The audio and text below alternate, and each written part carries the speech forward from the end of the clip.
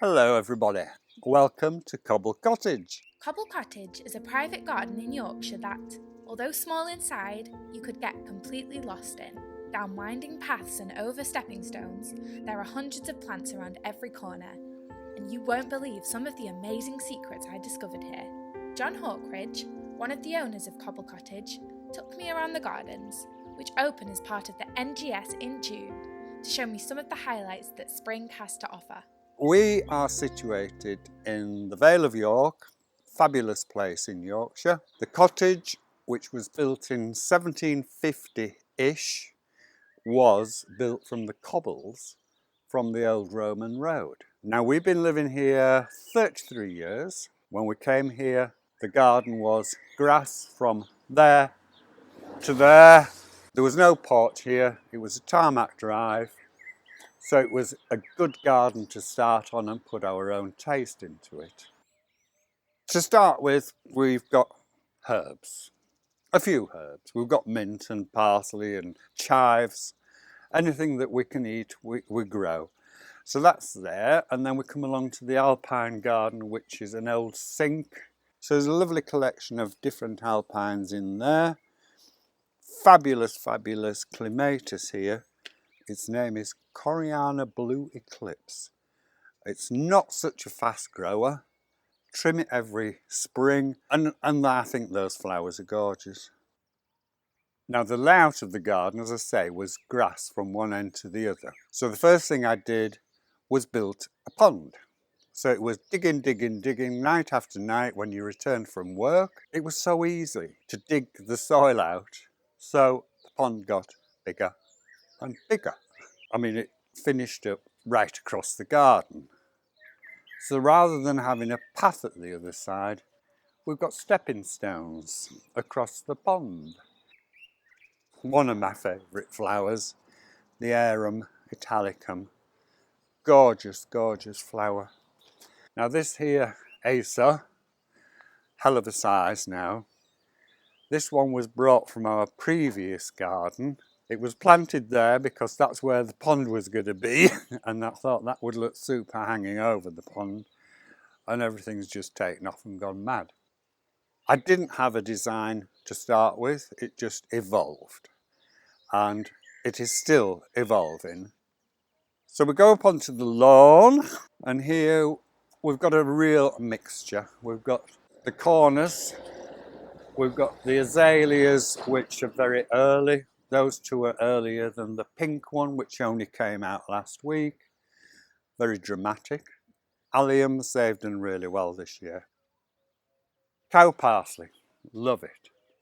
I love it because it's so nice and airy. And at this time of the year, it just covers other plants. We've got what we call the thyme bed. Now the thyme bed started with Dad's old garden roller. And I was lucky enough to find that top for it, which obviously is positioned to tell the time, and then around it we've got lots of different thymes. We've got the variegated, the plain greens. When they flower, they're absolutely fabulous and smell wonderful. You've got to look up as well as down because there are some fantastic aces. I love aces. I love the shape of the leaves, the colour of the leaves. The only problem is they need protection from the sun and the wind. So we've got quite a lot of shady areas in the garden now. This is a lovely shady area where the aces love. I mean, the leaf formations and colours are super. Here, it's a nettle.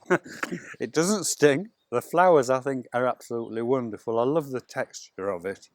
That will die down and then more things will grow around it. And along here we've got the lovely purple thalictrum, which again is a lovely airy plant and does seed quite a bit around. Now here we've got a fabulous angelica which has seeded itself from the one at the side of the pond. I didn't put it there, all of a sudden it just started. And here we've got paperback maple, which is so interesting with the bark that sort of peels off, and it's a gorgeous colour.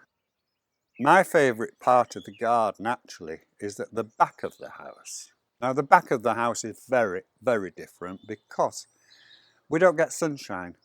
It's north. So when we did that garden, it was very difficult. What do I do with it? So I went sort of Japanesey. It's more minimalist than any other part of the garden, but basically round the back I've concentrated on aces and hostas and water. So it's very, very peaceful around there. So in here we've got the fabulous climbing hydrangea, which now goes to the top. Flowers really well because it does like the shade. We've got the water rill down here. Lots of different hostas. That is an interesting one. That one is called Praying Hands, and it's an unusual shape because it stops closed up. It doesn't open like most of the leaves. And then we've got the ginkgo biloba tree. Very unusual leaf. It's an amazing tree because, I mean, fossils have actually been found of the leaf, which go back, I think it's 30,000, 30 million, I don't know, a hell of a long time. So it's the oldest known tree. The other thing, a passion for hostas. I think there's over 100 now, and they are really special. Love them. Love the shapes, love the colours. The sizes are different, but also, as you well know, the little devils called slugs like them.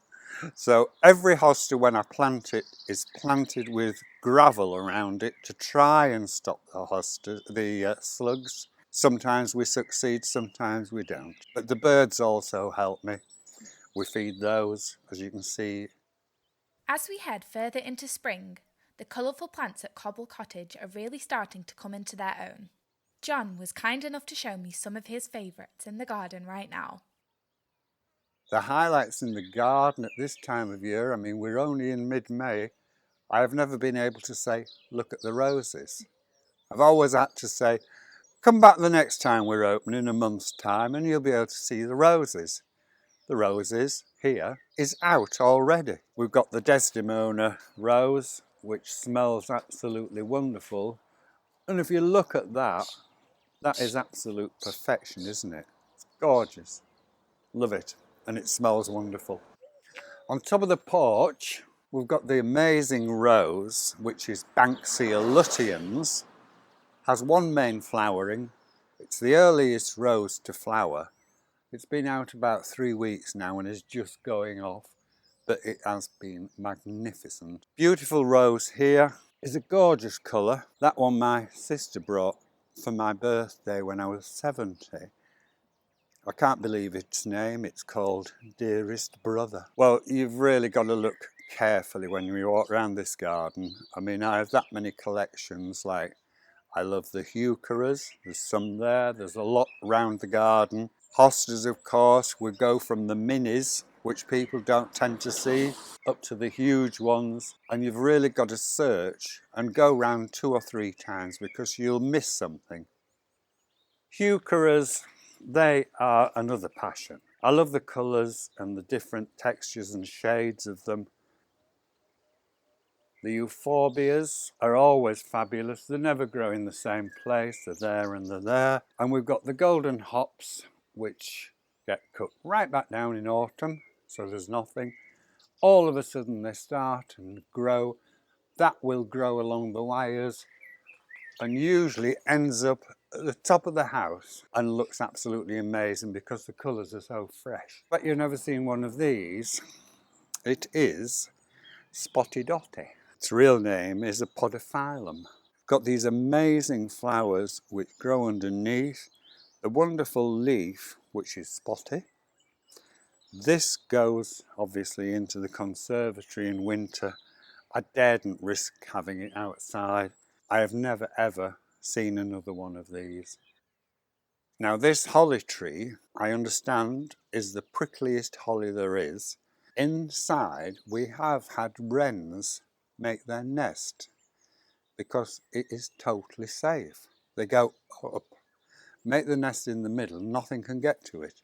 It's amazing what birds can do. The most rewarding thing about the garden is growing something that shouldn't be growing here. like the abutilon back here. I mean, I once saw it in a garden near Helmsley. Didn't know what it was told it was abutilon, and that really it shouldn't be growing in the north of England because, I mean, the climate 20 years ago was different then. And the lady actually gave me a cutting from her tree. I think I'm now onto the third generation of that family because they're not long lived, but they are quite easy to grow cuttings from. And every time a new cutting comes up and flowers, it is so rewarding, and I shall never ever forget that lady through saying, try it. And that is it. Try it. People return year after year and say, what's happened to so-and-so? That is new, this is new, you've changed that. Well, yeah, a garden is progress. It'll never stand still. So it's great to share it as well and make money for these wonderful charities. To find out more about visiting the beautiful Cobble Cottage for yourself, head over to the NGS website or check out the link in the description. For more garden tours like this one, make sure to like this video and subscribe to Horticulture magazine. Thanks for watching!